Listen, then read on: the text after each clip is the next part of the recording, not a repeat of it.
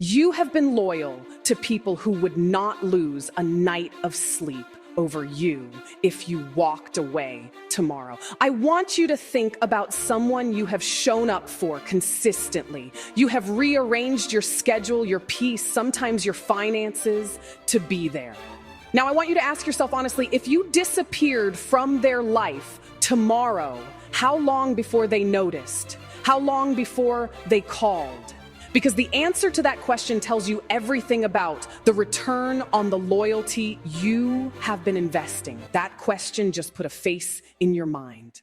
Maybe more than one. And you already know the answer. You have known for a while. You just have not known what to do with it, because walking away from someone you are loyal to feels like a moral failure, like you are the problem, like you are the one who gave up.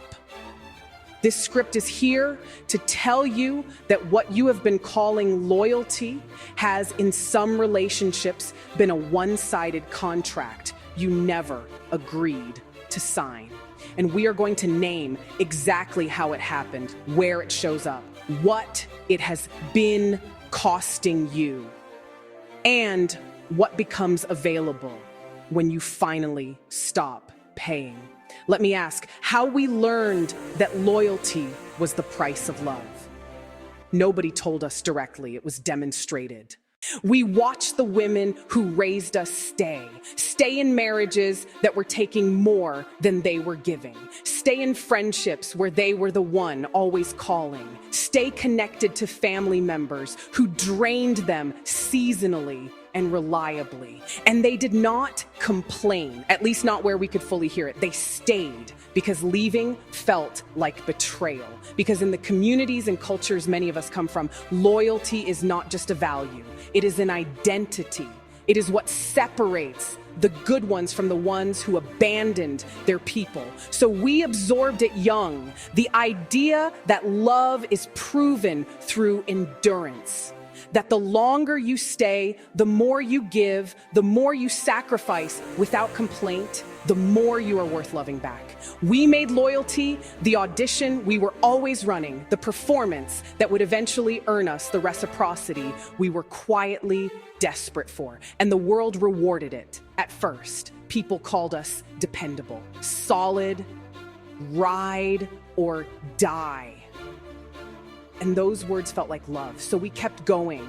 We kept showing up. We kept rearranging and sacrificing and extending ourselves, waiting for the moment the other person would do the same. For some of us, that moment never came.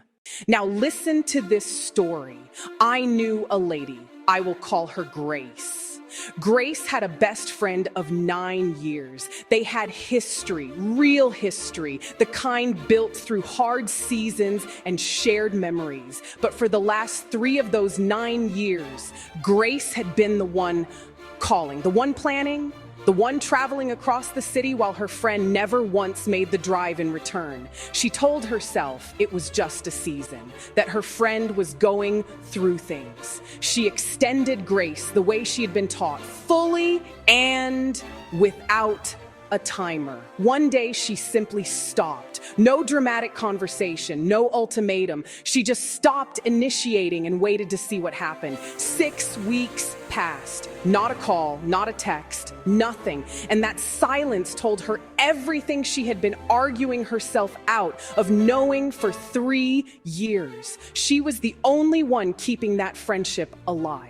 The moment she put it down, it ceased to exist. She grieved it genuinely because the love was real, even if it was not returned equally. But she also did something with the time and energy she got back. She invested it in 2 friendships that had been waiting patiently on the edges of her life. Women who had shown her consistently that they saw her. Within a year, those relationships were the most nourishing ones she had ever known. She did not get back what she lost. She got something better. Relationships where she was not the only one holding on. Can you tell me where the loyalty imbalance shows up? It shows up at work first, and it is the easiest to miss because it is dressed in professionalism. You are the one who stays late, who covers the gap, who trains the new person, who has institutional knowledge nobody else bothered to keep. You are loyal to the company, to the team, to the mission. And when the promotion comes, it goes to someone who has been there half as long and advocated for themselves twice as loudly. Your loyalty was noted. It was also not compensated. It shows up in friendships, the one where you are always the one who initiates, always the one who remembers the important dates, always the one who makes the drive, adjusts the plan, checks in first. You tell yourself she is just busy. Life is full. But quietly, you have started to notice that when you stop reaching out, the silence stretches. Days, weeks, and she does not reach back because she was not maintaining the friendship. You were alone. It shows up in family, and this one is the most complicated because family loyalty is wrapped in obligation and guilt and love that is genuinely real, even when the dynamic is genuinely unhealthy. You show up to everything. You are the one who holds the peace, who manages the difficult relative, who gives the financial support without being asked twice. And when you need something, the support is either absent or comes with conditions and commentary that makes you wish you had not asked. And it shows up in romantic relationships where you loved someone at full volume and they loved you at half, where you were the one building the future while they were merely tolerating the present, where you gave your best seasons to someone who was always 1 foot out of the door and you kept pulling them back in because leaving felt like losing. In every single one of these spaces, you have been the one holding the contract up, and you have been holding it alone.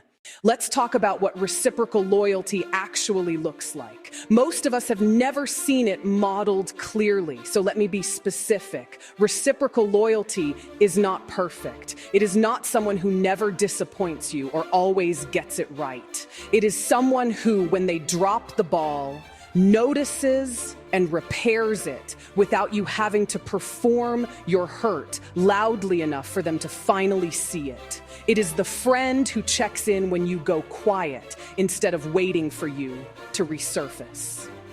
The colleague who credits you in the room where you are not present. The family member who shows up for your crisis with the same energy you brought to theirs. The partner who is building toward the same future, not just tolerating your vision of it. Reciprocal loyalty feels like rest. That is the simplest way I can say it. When you are in a relationship where loyalty runs both ways, you do not feel depleted after giving. You feel connected. There is a difference, and your body knows it even when your mind is still making excuses. If what you have right now does not feel like rest, it is worth asking what it actually feels like and whether you have simply gotten used to the weight of it.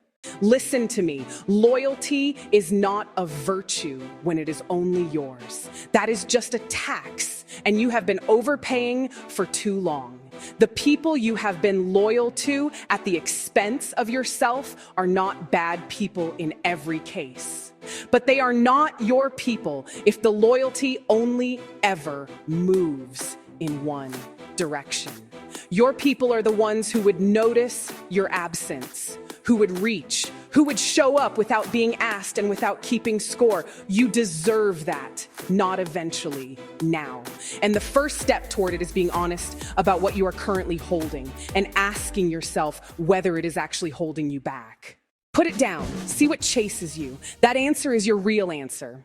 Subscribe to Shine My Crown. Every day we have this conversation, the real one, the one about what we give, what we deserve, and what becomes possible when we finally stop settling for less than both. Subscribe. Every day we have this conversation. Settings: make the background music epic, inspirational music. Fast, energetic, but soothing. Add clean subtitles with no outline. Use YouTube audio library only. Use appropriate media.